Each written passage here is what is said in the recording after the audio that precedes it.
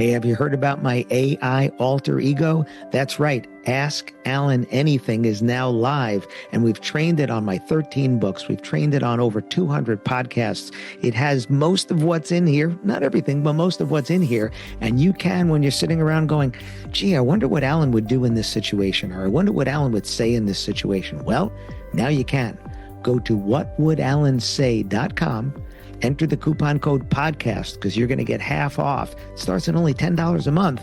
And now when you're thinking, I wonder what Alan say, now you can actually ask. Go to whatwouldallansay.com, enter the coupon code podcast, and start asking me anything.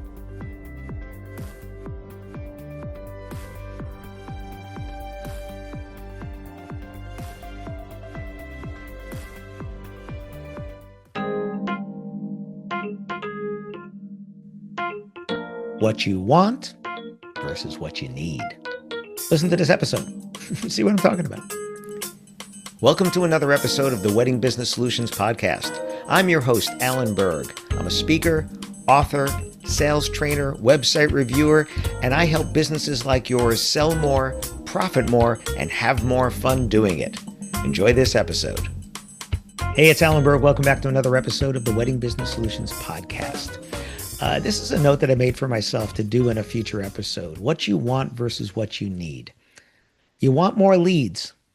What you need is better conversion. I'm actually in the middle of, right now, as you're listening to this, it's probably after Wedding MBA, but I was preparing my presentation for Wedding MBA on conversion. I'm doing this in Ireland and in London, presentation on conversion, doing that before Wedding MBA. And I meet so many people who are chasing more and more and more leads. And more leads just gives you more people to follow up with and actually makes it worse for you because you feel like you're drowning in the new leads. So how can you possibly keep up with the old leads? It's one of the reasons that if you heard that I had Abed El-Samna on talking about the AI that I've been advising them that they've created, I should say, where AI is actually responding to leads because it never gets tired, it never complains, it never forgets. It's actually having the conversations, right? But so many people are chasing more leads, throwing more money at TikTok and at Instagram and other things, trying to get more leads when you're ignoring the ones that you have. So at this point that you're listening to this, we will have secret shopped probably 800 companies or more in the last couple of years. And it's really amazing to me that still the average number of follow-ups is 2 or less, which means you reply to an inquiry once, you might reply a second time. Only about half of the companies even do a second time, and then stop. When there are other companies doing 3, 4, 5, 6, 7, 8, and more. Right? I've quoted somebody before, DJ Marek in South Dakota, 14 times. 14 times he's following up. He used to do 2. Came to one of the workshops I did in Vegas, started doing 10, came to another one, started doing 14. And I quote him in one of my presentations where he got a sale recently from the 9th follow-up, and the bride apologized to him for not having gotten back to him. And I hear that all the time, that the couples apologize to you because they saw your inquiry. They saw your messages, but you weren't the priority at the time. And they just don't respond and say, I'm busy now. They just don't respond. And we all know that right now, every one of us is ghosting somebody.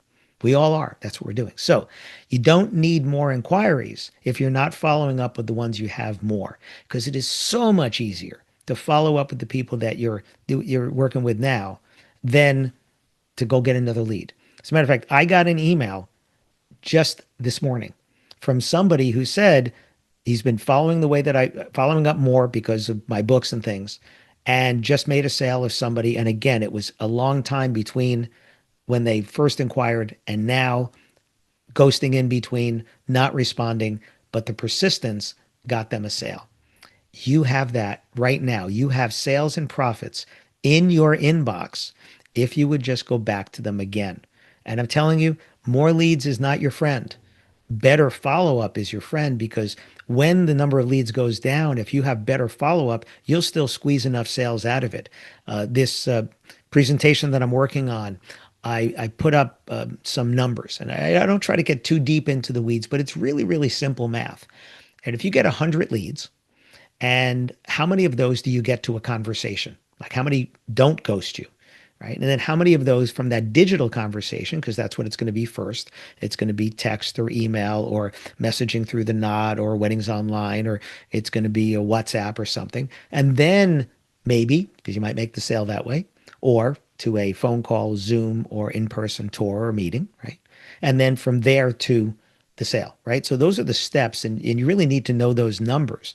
So the question is, if you take 100 people, and let's say right now you're only getting 30 of them to engage in that digital conversation, if you can get, and then how many of those do you get to the actual physical phone call, Zoom, in person, and how many of those to a sale? If you can increase the 30 to 40, then down the line, you're going to end up with more sales. If you can make that 50, down the line better. If you make that 60, down the line better. And that's when Abed created, when VenueX AI was trying to create reporting, I said, this is what I want people to see. The leads and where they're coming from, how many of those go to conversations, how many of those go to tours, in this case for venues to tours, and how many of those go then on to sales. And even the AI is going to get ghosted. I mean, I think it's about 60% or so are engaging in conversations, and it's still following up because there's also regular automated follow-up with that. So are you getting 60%, or do you not even know? Because people are always kind of shooting from the hip. They're like, I think it's, I said, no. What are the real numbers, right? Now, there are some sales you're never going to get. And it's supposed to be that way, because if everybody who inquired booked, you can't handle the work, right? Just think about it. If every single inquiry booked, you can't handle the work. Some of them, you're just not going to be available, right? It's a Saturday in October or whatever your busiest month is, and you're already booked and you're not available. No matter how big your business is, right? There's always a point where your inventory is taken up, right? You just can't handle any more work. Either you don't have the time. I mean, even an invitation company, right, where you're not busy on that day, you can only work with so many customers at a time, right? But an officiant can only be at one place at a time. A DJ, a band, a photographer, a videographer, right? A florist, right? You're setting up before, but gosh, you can only do so many setups in a day, right? You can only prepare so much. So everybody's got an inventory issue. So you're not supposed to get every lead. How can we maybe reduce your number of inquiries so that they're better, but then your follow-up also has to be better? And that's the key. If you're following up once or twice and giving up, you are leaving money on the table and handing it to a competitor, somebody who follows up better. Now, the unfortunate good news for you is that most of your competitors don't do it well either. That means the bar is so low for you to do it better. That's all you need to do, is do it better.